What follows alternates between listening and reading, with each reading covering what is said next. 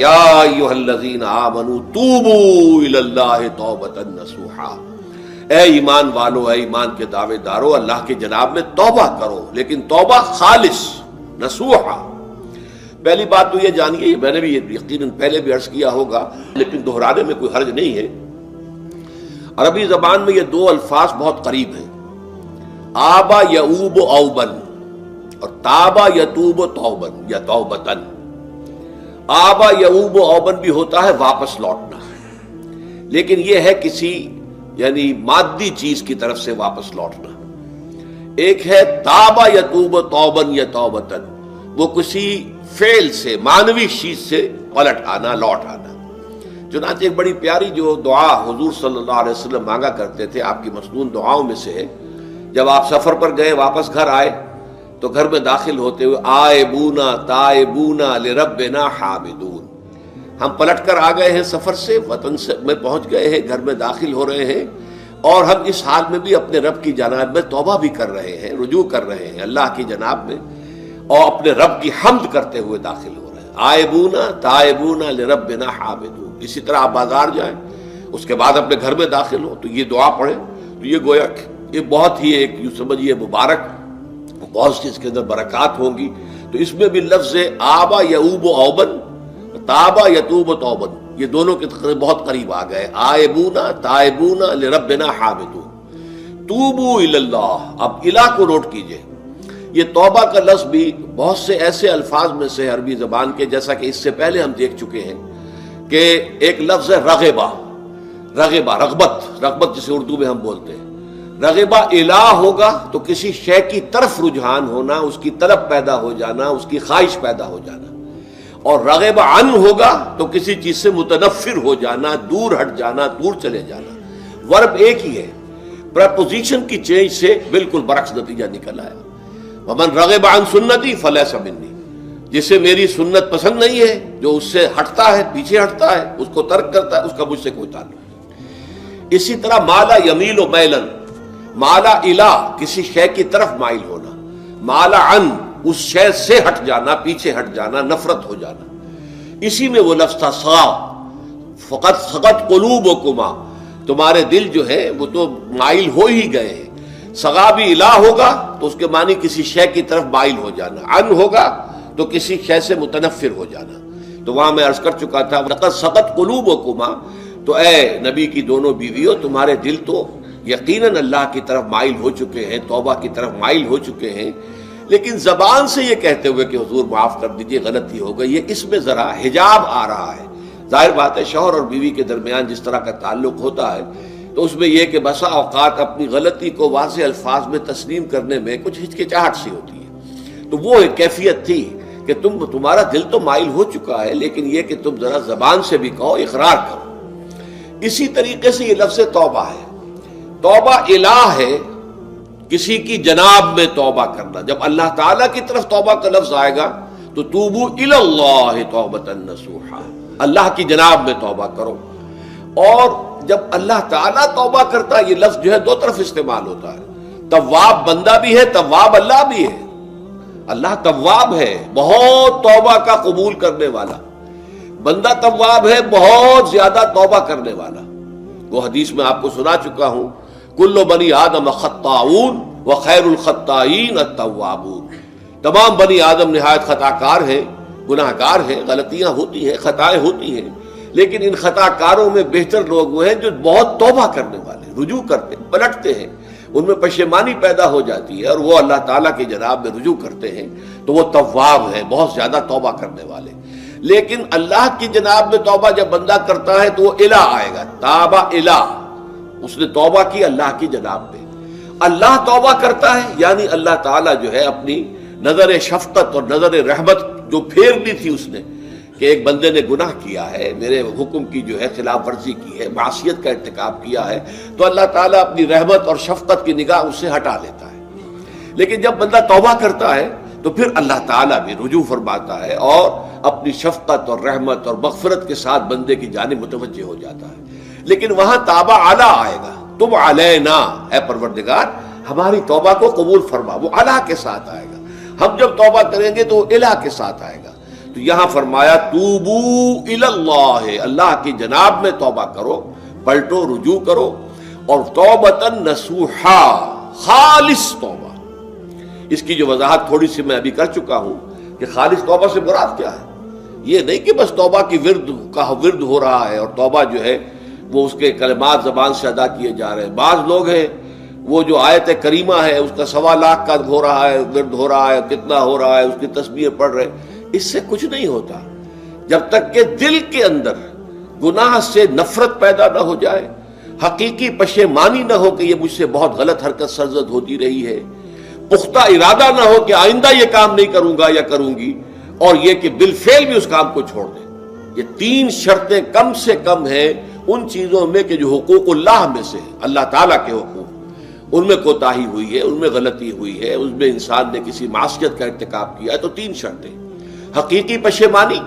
Number 1، جس کے لیے میں نے اقبال کا شعر آپ کو سنایا تھا جو بالکل نوجوانی کے دور میں انہوں نے کہا تھا، اور کسی، اب میں نام بھول رہا ہوں، کوئی بہت بڑے شاعر تھے، استاذ تھے، اساتذہ،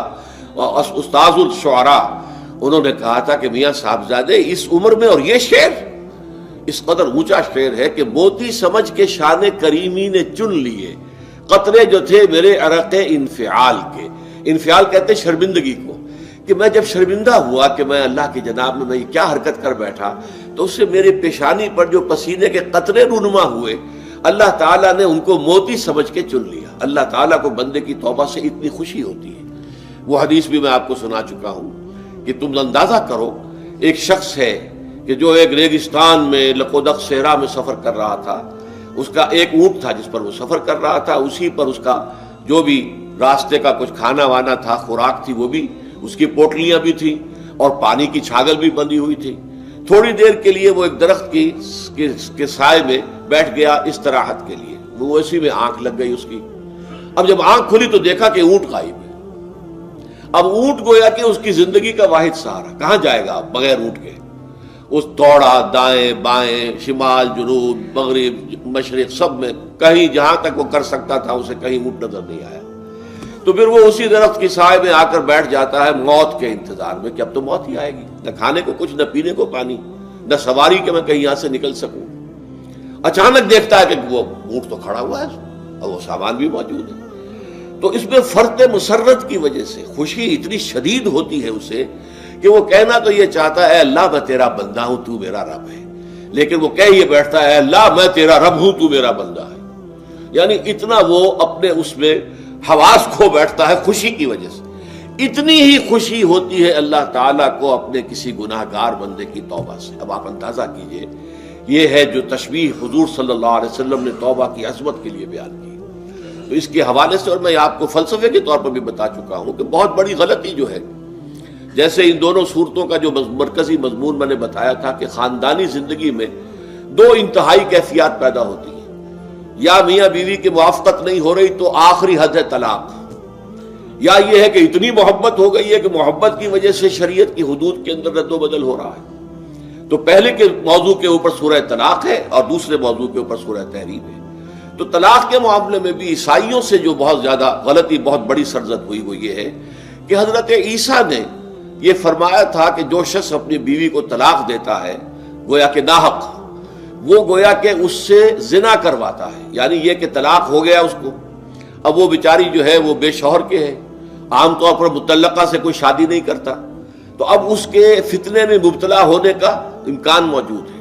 وہ زناکاری پر آمادہ ہو سکتی ہے۔ تو اس جس شخص نے اسے غلط طلاق دی تھی در حقیقت وہ ذمہ دار ہوگا اس زناکاری کا جو وہ کر رہی ہے۔ یہ اصل میں ایک اخلاقی تعلیم تھی جس کو کہ انہوں نے قانونی سمجھ لیا اور طلاق کا دروازہ بند کر دیا، حالانکہ شریعت موسوی میں طلاق کا راستہ کھلا تھا، جیسے شریعت محمدی میں کہ اگر کوئی صورت ایسی ہے کہ مزاج نہیں مل رہا ہے تو ٹھیک ہے، علیحدہ ہو جاؤ، سیپریشن کا راستہ کھلا ہوا ہے۔ اگرچہ اللہ کو حلال چیزوں میں سب سے زیادہ ناپسند طلاق ہے، اللہ چاہتا یہی ہے کہ یہ بندھن بندھ جائے تو بندھا رہے ساری عمر، لیکن یہ کہ یہ بھی نہیں ہے کہ گھر کے اندر چخ چخ ہوتی رہے، چپکلش چلتی رہے، گھر کے اندر چین نہ رہے، راحت نہ رہے، باہمی اعتماد نہ ہو، اور پھر بھی وہ بندھن بندھا رکھا جائے، اس کا کوئی فائدہ نہیں۔ تو قانون وہ تھا، لیکن اخلاقی تعلیم یہ تھی، جیسے حضور نے فرمایا ابغض الحلال عند اللہ الطلاق۔ لیکن ساتھ ہی میں نے وہ حدیث بھی آپ کو سنا دی کہ جو شخص اپنی بیوی کی جو بھی اس کی روش ہے اس سے سخت نالا ہے، شکایتیں کرتا پھرتا ہے دوسروں سے، طلاق نہیں دیتا، تو اللہ تعالیٰ اس کی دعا سنتا ہی نہیں کہ جب میں نے تمہارے لیے راستہ کھلا ہوا تھا وہ تم اختیار نہیں کر رہے۔ تو یہی معاملہ در حقیقت عیسائیوں نے اس حد تک بڑھایا کہ حضرت آدم اور حوا سے جو خطا ہو گئی تھی، وہ خطا جو ہے وہ تو ہر انسان دنیا میں جو آتا ہے تو خطا کار ہے، وہ اپنے آباء و اجداد، اپنے اماں حوا اور اپنے ابا آدم کی خطا لے کر اپنے ساتھ پیدا ہو رہا ہے، تو گناہ گار ہے۔ Man is sinful from the very birth. اب اس کا کیا علاج ہو؟ پھر وہ تو اس کا علاج ڈھونڈا کہ اللہ نے اپنا اکلوتا بیٹا زمین پر بھیج کر اور اسے ان لوگوں کی طرف سے کفارہ بنا لیا کہ جو ہمارے اس بیٹے پر ایمان لے آئے۔ یہ سارا عقیدہ بنائے فاسد علی الفاسد کیوں ہوا؟ کہ توبہ کے بارے میں تصور ان کا غلط ہو گیا۔ اللہ قرآن مجید نے واضح کیا کہ غلطی تو ہوئی تھی حضرت آدم و حوا سے، شیطان کے بہکانے میں آ گئے تھے، لیکن یہ کہ پھر انہوں نے توبہ کی، اللہ نے تاب علیہ، اللہ نے اس کی توبہ قبول فرما لی۔ فتلقى آدم من ربہ کلمات فتاب علیہ، تو آدم نے اپنے رب سے کچھ کلمات سیکھ لیے، پشیمانی تو ہو گئی تھی، شرمندگی ہو گئی تھی، لیکن الفاظ نہیں مل رہے تھے، کن الفاظ میں اللہ کی جناب میں توبہ کروں۔ اللہ کی کمال شفقت کے اللہ نے وہ الفاظ بھی انہیں تلقین کر دیے جو سورہ اعراف کے اندر بیان ہوئے ہیں، ربنا ظلمنا انفسنا وان لم تغفر لنا وترحمنا لنکونن من الخاسرین۔ اللہ نے توبہ قبول فرما لی، فتاب علیہ۔ اب جو بچہ پیدا ہو رہا ہے نسل آدم کا، وہ کوئی اپنے جد امجد جو ہے حضرت آدم اور حضرت حوا کے گناہ کی پوٹ لے کر نہیں آتا ہے، وہ تو کل مولود یولد علی الفطرہ، فطرت الاسلام پہ پیدا ہوتا ہے۔ تو توبہ کی در حقیقت جو عظمت اور حقیقت ہے ہمارے دین میں، اس کو نہ سمجھنے سے بھی بہت بڑی غلطیاں لوگوں سے ہو جاتی ہے، اور تاریخ انسانی میں اتنی بڑی بڑی غلطیاں ہوئی ہیں۔ طلاق کے معاملے میں بھی عیسائیوں نے پھر یہ کیا کہ سوائے اس کے کوئی شکل نہیں ہے کہ بیوی زنا کار ہو تو پھر تو طلاق ہو جائے گی، سیپریشن ہو جائے گی، لہذا جو طلاق دینا چاہتے تھے وہ ایسے مواقع پیدا کرتے تھے کہ بیوی زنا کرے، یا یہ کہ جھوٹی گواہیاں فراہم کرتے تھے زنا کاری کی اور پھر اس سے چھٹکارا حاصل کرتے تھے۔ اس کے بغیر چھٹکارا حاصل کرنے کی کوئی شکل نہیں تھی۔ اس پر بڑے بڑے افسانے جو ہیں وہ مغربی لٹریچر کے اندر آپ کو ملیں گے کہ عورت سے نجات پانے کے لیے انہیں پھر یہ کرنا پڑتا تھا کہ جھوٹے طور پر جھوٹا الزام تہمت لگا کر اس کے اوپر زنا کا الزام ثابت کرے، یا یہ ہے کہ اسے واقعتاً خود ایسے حالات میں ڈال دے کہ وہ زانیہ بن جائے اور پھر اس سے نجات حاصل۔ یہ گویا کہ پھر وہی بنائے فاسد علی الفاسد، ایک غلط بات کے اوپر دوسری غلط بات کہی۔ تو توبوا الی اللہ توبۃ نصوحا، توبہ کرو اللہ کی جناب میں جو کہ خالص توبہ ہو۔ خالص توبہ میں 3 شرائط میں نے بیان کر دی کہ اگر اللہ کے حقوق میں معاملے میں کمی بیشی ہوئی ہے تو پھر یہ ہے کہ پشیمانی حقیقی، عزم مصمم دوبارہ نہیں کروں گا نہ کروں گی، اور نمبر 3 یہ کہ ایک مرتبہ اس گناہ کو لازماً چھوڑ دینا۔